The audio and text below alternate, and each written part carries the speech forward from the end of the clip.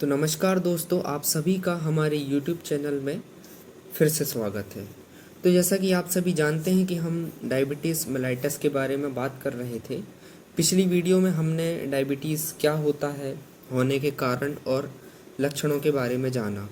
अब हम आगे बढ़ते हैं और डायबिटीज़ के क्लासिफिकेशन के बारे में जानते हैं। तो डायबिटीज़ को मेनली 3 टाइप से क्लासीफाई करते हैं, जिसमें हम पहले बात करेंगे टाइप 1 डायबिटीज़ के बारे में।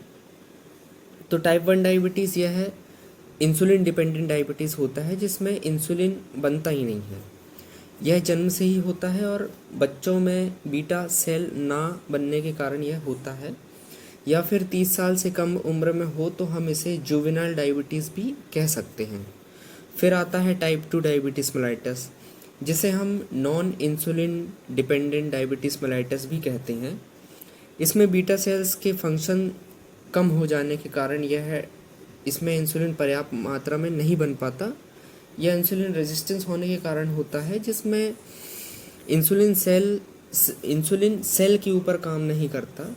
इसका मुख्य कारण अधिक मोटापा होता है। जितना पर्सन में मोटापा होगा उतनी उसकी बॉडी पर रेजिस्टेंसी डेवलप होती है। तो ये कंडीशन 30 साल के ऊपर एडल्ट एज में देखी जाती है। और सही समय पर खाना नहीं खाना या फिर खाने के बाद भी थोड़ा बहुत कुछ भी खाते रहना, इनसे भी इंसुलिन रेजिस्टेंस का खतरा बढ़ता है। अब बात करते हैं हम तीसरे डायबिटीज़ की, जिसे जेस्टेशनल डायबिटीज़ मेलाइटस कहते हैं। तो यह प्रेगनेंसी से संबंधित डायबिटीज़ है, जो कि जेस्टेशनल पीरियड के दौरान देखने को मिलती है। तो प्रेगनेंसी के टाइम प्लासेंटा से पापा और HPL हार्मोन सीक्रेट होते हैं, जो मदर के ब्लड में जाकर इंसुलिन रेजिस्टेंस करते हैं। यह सेकेंड ट्राइमेस्टर में डायग्नोस होता है, क्योंकि 12 वीक में प्लासेंटा बनता है और फिर ये हार्मोन सीक्रेट करता है। प्लासेंटा का काम मदर से बेबी तक न्यूट्रिएंट पहुंचाने का प्लासेंटा का काम होता है, जिसमें ग्लूकोज भी बच्चे को प्लासेंटा के द्वारा ही मिलता है।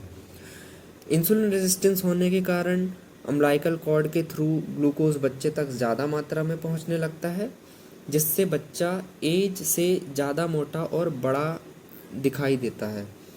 इसका वजन लगभग 5 किलो के लगभग होता है। इस कंडीशन को हम मैक्रोसोमिया कहते हैं।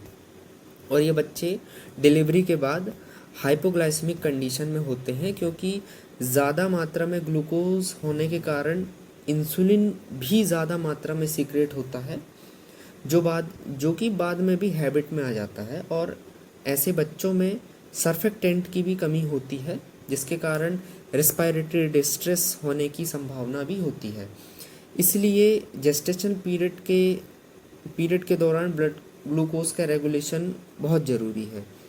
अगर हम टाइप 2 डायबिटीज़ और जेस्टेशनल डायबिटीज़ में हुए इंसुलिन रेजिस्टेंस को डिफ्रेंशिएट करें तो अगर 12 वीक के पहले प्रेगनेंसी में ब्लड शुगर बढ़ा हुआ है तो यह जेस्टेशनल डायबिटीज़ की कैटेगरी में नहीं आता है। इसके बाद अगर ब्लड शुगर बढ़ा हुआ है तो यह कह सकते हैं कि यह जेस्टेशनल डायबिटीज़ की स्टेज है। अब हम डायबिटीज़ के डायग्नोसिस की बात करते हैं। तो इसको पता लगाने के लिए ब्लड शुगर लेवल चेक किया जाता है, जिसको इन तरीक़ों से चेक किया जाता है। जैसे फास्टिंग ब्लड शुगर, जिसे हम खाली पेट चेक करते हैं, जो कि 70 से 110 mg/dl के बीच में होना चाहिए।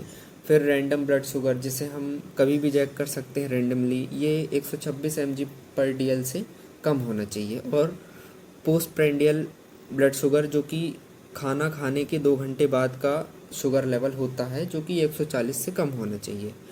डायबिटीज़ कंफर्मेशन के लिए कुछ टेस्ट भी किए जाते हैं, जो कि हेल्थ केयर प्रोफेशनल द्वारा चेक किए जाते हैं। जैसे ओरल ग्लूकोज टॉलरेंस टेस्ट, जिसमें पर्सन को 8 घंटे खाली पेट रखने के बाद सुबह उसका फास्टिंग शुगर और यूरिन शुगर चेक किया जाता है।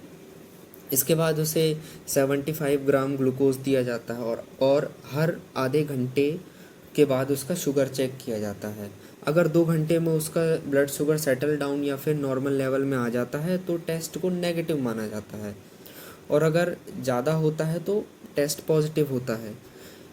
यह डायबिटीज़ डिटेक्ट करने का रिलायबल और कंफर्मेटरी टेस्ट होता है। और डायबिटीज़ का टाइम ड्यूरेशन पता करने के लिए HbA1c टेस्ट किया जाता है, जो कि पिछले 3 महीने का शुगर लेवल बताता है। यह डायबिटीज़ कंट्रोल के असेसमेंट के लिए यूज़ होता है।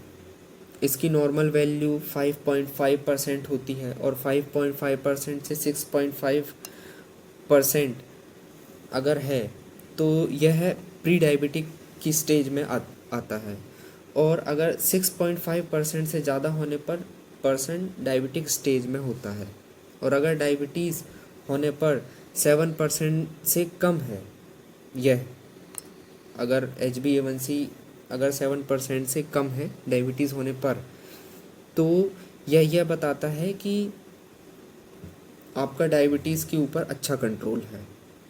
और अगर यह 7 से ज़्यादा होता है तो यह बताता है कि आपका डायबिटीज़ के ऊपर पुअर कंट्रोल है। और फिर हम अगर इसके ट्रीटमेंट की बात करें तो मेडिकेशन चालू करने से पहले पर्सन को इंस्ट्रक्ट किया जाता है कि वह टाइप 2 डायबिटीज़ को डाइट और एक्सरसाइज से कंट्रोल करे, और उसे एजुकेट किया जाता है।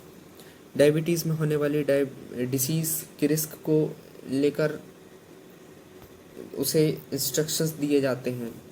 क्योंकि डायबिटीज़ एक कोमॉर्बिडिटी की रिस्क को बढ़ाता है। एक ऐसी डिसीज़ है जो कोमॉर्बिडिटी की रिस्क को बढ़ाता है, मतलब एक बीमारी की वजह से दूसरी बीमारी होना, जैसे कि डायबिटीज़ की वजह से हार्ट अटैक, नेफ्रोपैथी, रेटिनोपैथी और बहुत सारी कंडीशंस होती हैं जिसके बारे में हम आगे बात करेंगे। बाकी ये सब होना, डायबिटीज़ होने के बाद ये सब होने की रिस्क बहुत ज़्यादा हो जाती है। तो इसके ट्रीटमेंट के बारे में हम अगली वीडियो में चर्चा करेंगे।